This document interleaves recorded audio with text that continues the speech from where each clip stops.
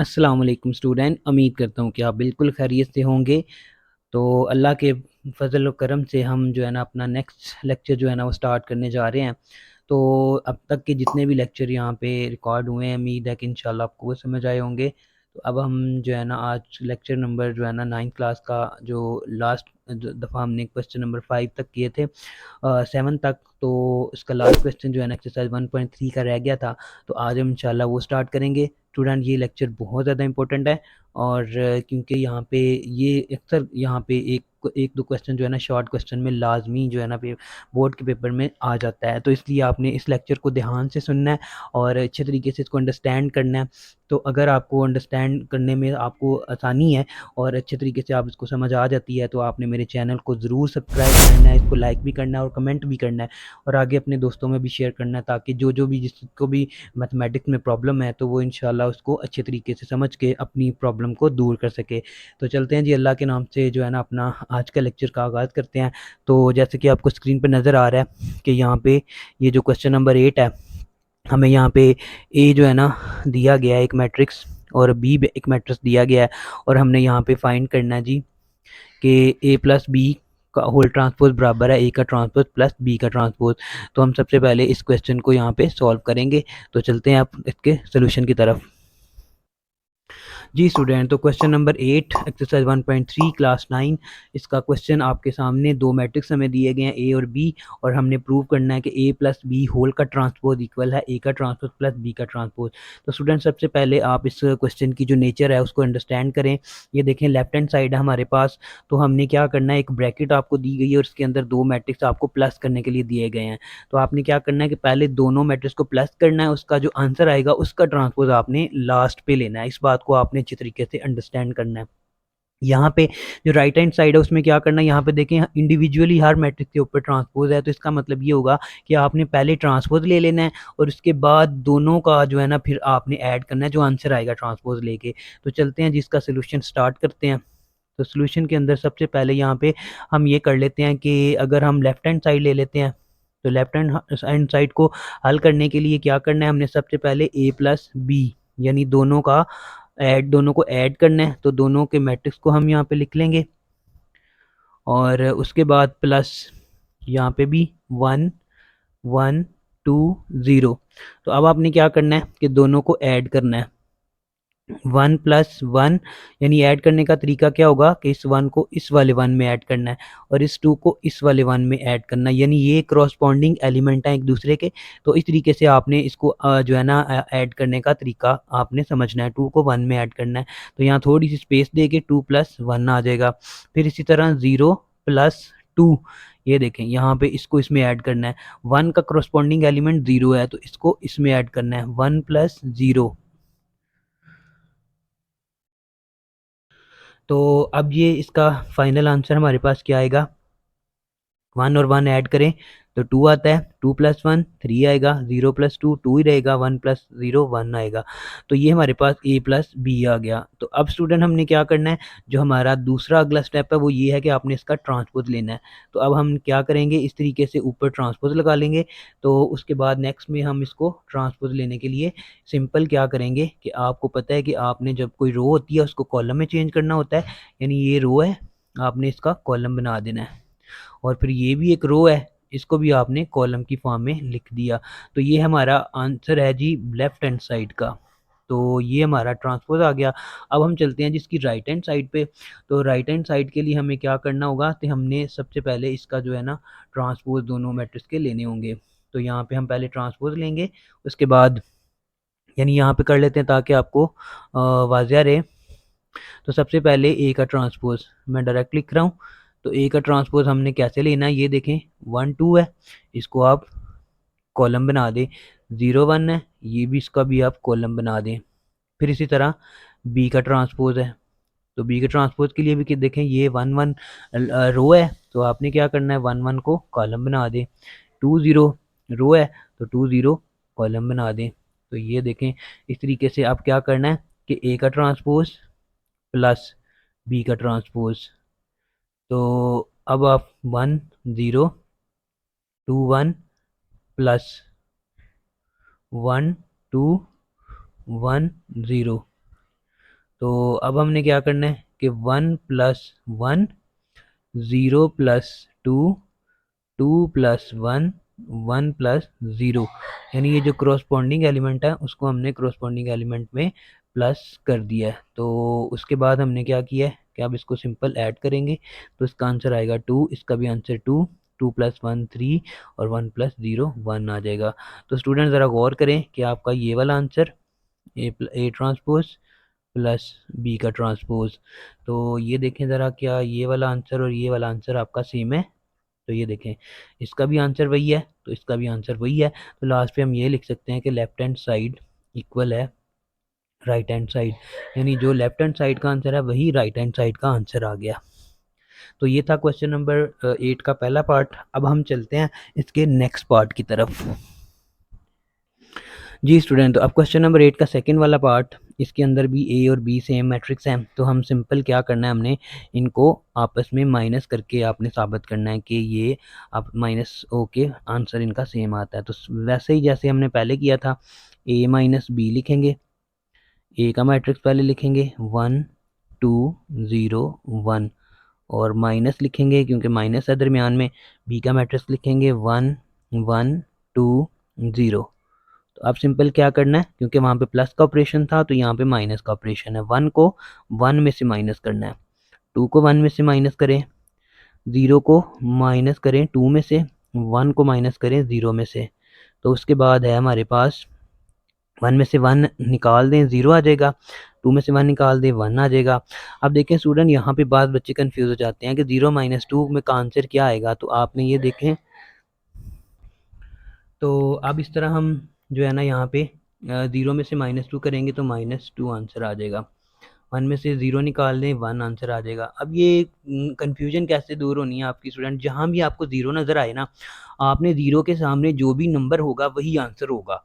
मसलन -2 के सामने तो -2 ही आंसर आ जाएगा। तो ये है जी a माइनस बी का आंसर। अब हमने क्या करना है, नेक्स्ट जो क्वेश्चन में है वो है ट्रांसपोज। तो आपने ट्रांसपोज लेना है।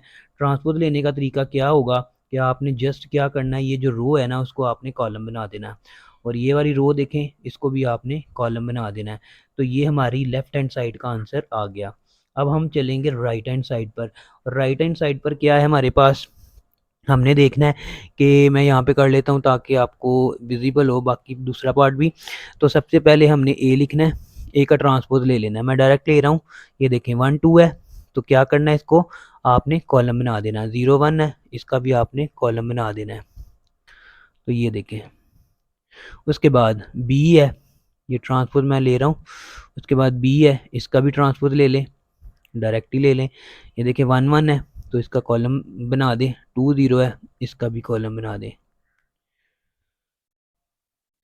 उसके बाद हमने क्या करना है कि ए का ट्रांसपोज माइनस बी का ट्रांसपोज, इसको निकाल लेना हमने। 1 0 2 1 माइनस, फिर इसमें से भी 1 2 1 0। अब इसमें से माइनस करेंगे, 1 - 1 यानी 1 को इस वाले 1 से माइनस करेंगे, 0 को इस वाले 2 से माइनस करेंगे, 0 थोड़ी स्पेस देके, 2 को इस वाले 1 से माइनस करेंगे, 2 - 1 और 1 को इस 0 से माइनस करेंगे, 1 - 0। तो अब इस तरीके से हमारा ये वाला आंसर, 1 में से 1 निकालें 0, 0 में से -2 निकालें -2 और 2 में से 1 निकालें 1, तो 1 में से 0 निकालें 1 ही रहेगा। तो स्टूडेंट आप ज़रा गौर करें कि हमारे पास ये जो आंसर आया है, क्या ये और ये आंसर सेम है, 0 - 2 1 1। तो देखें दोनों आंसर सेम है। तो इसका मतलब हम कहेंगे कि लेफ्ट हैंड साइड इक्वल है राइट हैंड साइड के। तो उसके बाद जी अब ये क्वेश्चन नंबर 8 का सेकंड पार्ट भी हो गया। अब हम चलते हैं नेक्स्ट पार्ट की तरफ। जी स्टूडेंट, तो अब क्वेश्चन नंबर जो है ना 8 उसका तीसरा पार्ट आपके सामने है। a+a का ट्रांसपोज इस मैट्रिक्स साबित करना है हमने। तो ए जो मैट्रिक्स है हमारे पास वो है जी, हमारे पास हम पहले इसको लिख लेते हैं। ए हमारे पास है 1 2 0 1। तो ये मैट्रिक्स है। हमने क्या करना है, देखें स्टूडेंट यहाँ पे पहले गौर करें सवाल के ऊपर, ए खाली है लेकिन यहाँ पे ए का ट्रांसपोज है। इसका मतलब इसका पहले ट्रांसपोज लेंगे, ट्रांसपोज लेने के बाद दोनों को ऐड करना है और फिर उसके बाद सिमेट्रिक साबित करना है। तो सिमेट्रिक क्या होता है ये भी मैं आपको आगे चल के गाइड करता हूँ।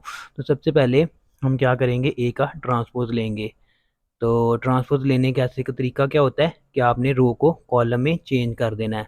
ये भी रो है, इसको भी आपने कॉलम में चेंज कर दिया। अब आपने क्या करना है, ए प्लस ए का ट्रांसपोज़। तो यानी कि पहले आपने ए वाला मैट्रिक्स लिखना है और उसके बाद प्लस फिर ए का ट्रांसपोज़ जिसका लिया है उसको हमने लिखना है और उसके बाद जो है ना इनको ऐड करना है। ऐड करने का तरीका आपको पता ही है कि आपने 1 + 1 यानी इसको इसमें ऐड करना है, 2 + 0, 0 + 2 यानी इसको इसमें ऐड किया, 1 + 1। तो ये देखें इसका आंसर क्या आया हमारे पास, 2। इसका भी आंसर 2, इसका भी 2 और इसका भी 2। तो ये स्टूडेंट आप देख सकते हैं कि हमारे पास ए प्लस ए का ट्रांसपोज का आंसर आ गया 2 2 2। तो अब हमने इसको ना सिमेट्रिक साबित करना है। सिमेट्रिक क्या होता है पहले इसको समझ लेते हैं कि अगर फॉर एग्जांपल हमारे पास ए कोई मैट्रिक्स है और ए का ट्रांसपोज लें, मतलब उसी मैट्रिक्स का ट्रांसपोज लें तो आंसर फिर भी ए के बराबर ही आए। यानी जिस मैट्रिक्स का ट्रांसपोज लिया जाए तो जो जवाब आए ट्रांसपोज लेने के बाद आंसर फिर भी वही रहे, तो उसको हम कहते हैं कि वो जो मैट्रिक्स होगा वो सिमेट्रिक होगा। जैसे कि यहाँ पे देखें ए है हमारे पास, अगर मैंने इसका ट्रांसपोज लिया है तो यहाँ पे देखें इसका आंसर आपको जो आया है वो इससे डिफरेंट है, यानी ये दोनों डिफरेंट है। तो इसका मतलब ये ए जो है ना वो सिमेट्रिक नहीं है। लेकिन जो है ना अगर इसका आंसर भी यही आ जाता जो ये वाला मैट्रिक्स है तो फिर हम कहते कि ये जो है ना ये सिमेट्रिक है। तो अब हमने इसको सिमेट्रिक साबित करना है, तो इसका मतलब ये होगा कि बाद स्टूडेंट यहाँ से ए ट्रांसपोज से जो है ना वो कंफ्यूज हो जाते हैं। तो एक्चुअली होता क्या है कि हमने जो भी जिस मैट्रिक्स को सिमेट्रिक साबित करना होता है ना उसका ट्रांसपोज लेते हैं। तो अब क्योंकि हमारे पास ये जो मैट्रिक्स है यानी ए प्लस ए का ट्रांसपोज, इसका जो आंसर आया है इसको हमने सिमेट्रिक साबित करना है, तो इसका सारे का ट्रांसपोज लेंगे। यानी हम आगे क्या लिखेंगे, ए प्लस ए का ट्रांसपोज और होल का ट्रांसपोज, यानी पूरे का ट्रांसपोज लेंगे। तो फिर देखते हैं कि आंसर क्या वही रहेगा कि नहीं रहेगा। यानी ये देखें ये रो है, इसको क्या बनाएं, इसको कॉलम बना दें। फिर ये देखें ये भी रो है, इसको क्या बनाएं, इसको भी कॉलम बना दें। तो ये देखें इसका आंसर और इसका आंसर क्या डिफरेंट है, नहीं डिफरेंट। तो दोनों का आंसर जो है ना वो सेम आ रहा है। तो हम लास्ट पे क्या लिखेंगे, ए प्लस ए का ट्रांसपोज इक्वल है ए प्लस ए का ट्रांसपोज और होल के ट्रांसपोज के। तो इसका मतलब क्या हुआ कि ये दोनों आपस में ए प्लस ए का ट्रांसपोज इज सिमेट्रिक। तो सिमेट्रिक हम लिख देंगे। तो क्योंकि आंसर सेम आया है लिहाजा ये जो है ना वो सिमेट्रिक होगा। ये देखें जैसे हमने ए और ए का ट्रांसपोज कहा था कि आंसर सेम है, इसी तरह ये समझ लें कि ये ए की मैट्रिक्स है। तो ए की मैट्रिक्स का ट्रांसपोज लिया है तो उसका आंसर भी सेम आया, लिहाजा हम इसको कहेंगे कि ये सिमेट्रिक है। स्टूडेंट ये उम्मीद करता हूँ कि ये आपको समझ आया होगा। तो चलते हैं अब इसके 4 वाले पार्ट की तरफ। जी स्टूडेंट, तो 4 वाला पार्ट है, देखें ए माइनस ए का ट्रांसपोज क्यू सिमेट्रिक। ये जो दो पार्ट है ना, एक सिमेट्रिक और क्यू सिमेट्रिक, ये ज़्यादा मोस्टली जो बोर्ड के एग्जाम है ना उसमें ये क्वेश्चंस आते हैं और 2 नंबर के होते हैं, बहुत ही ईजी हैं। इसको अगर आपको कंसेप्ट आपको समझ आती है सिमेट्रिक और क्यू सिमेट्रिक की तो आप इसको आसानी से समझ सकते हैं। मैं क्यू सिमेट्रिक आपको पहले गाइड कर देता हूँ। फॉर एग्जाम्पल हमारे पास ए कोई मैट्रिक्स है और उसका ट्रांसपोज लें तो सिमेट्रिक में ये होता है कि इसी सूरत में वो दोनों बराबर आ जाते हैं तो उसको सिमेट्रिक बोलते हैं। लेकिन ऐसा होता है कि अगर इस सूरत में ट्रांसपोज लेने से आंसर बराबर ना आए, लेकिन अगर आप माइनस के साथ इसको मल्टीप्लाई करें फिर आंसर बराबर आ जाए इसके साथ, तो फिर हम कहते हैं कि ऐसे मैट्रिक्स को कहते हैं कि ये स्क्यू सिमेट्रिक है। तो इस तरीके से हम इसको ज़रा करते हैं। सबसे पहले ये देखें ए का ट्रांसपोज है, तो क्या करना है, हमने ए का ट्रांसपोज पहले लेना है। तो ट्रांसपोज लेने का तरीका सबको पता ही है, 1 2 0 1, ये हमने ट्रांसपोज ले लिया। अब आपने क्या करना है, ए माइनस ए का ट्रांसपोज। तो अब आपने क्या करना है कि 1 2 0 1, यानी जो ए है माइनस उसके बाद 1 0 2 1। तो ये हमने सब पहले हमने ऐड का ऑपरेशन अप्लाई किया था माइनस का, तो कैसे करना है, 1 माइनस 1 2 माइनस 0 0 माइनस 2 और 1 माइनस 1। तो अब आपने स्टूडेंट क्या करना है, 1 में से 1 निकाल दें, 0 आ जाएगा। 2 में से 0 निकाल दें, 2 आ जाएगा। 0 में से -2 कर दें, -2 आ जाएगा। और 1 में से 1 निकालें तो 0 आ जाएगा। तो ये हमारा आंसर आया है ए माइनस ए का ट्रांसपोज। अब हमने इसको स्क्यू सिमेट्रिक साबित करना है। इस वाले मैट्रिक्स को ये समझे कि ये एक ही मैट्रिक्स है, तो इसको हमने स्क्यू सिमेट्रिक साबित करना है। तो क्या करेंगे, हम इसका ट्रांसपोज लेंगे। अगर ट्रांसपोज लेने से आंसर इस जैसा आ गया तो फिर हम कहेंगे कि ये स्क्यू सिमेट्रिक है, और अगर आंसर सेम ना आया तो उसको माइनस से ज़रब देने पड़ेंगे, फिर इसको स्क्यू सिमेट्रिक जो है ना कहेंगे। तो पहले हमने लिखना है a माइनस ए का ट्रांसपोज और इसका होल का ट्रांसपोज लेते हैं। तो देखिए स्टूडेंट बहुत आसान है, इसको आपने परेशान नहीं होना। 0 से 2, आप देखें 0 2, ये वाला ये रो थी, इसको कॉलम में चेंज कर दिया, -2 और 0 इसको भी हमने कॉलम में चेंज कर दिया। तो अब आप देख सकते हैं स्टूडेंट कि यहाँ पे हमने क्या किया है कि सिंपल जो है ना ट्रांसपोज लिया है। तो देखें ये वाला और ये वाला, क्या दोनों मैट्रिक्स सेम है? ज़रा गौर से देखें तो पता चलेगा कि दोनों मैट्रिक्स सेम नहीं है। क्यों? क्योंकि ये वाला 2 प्लस का है और ये वाला 2 माइनस का है।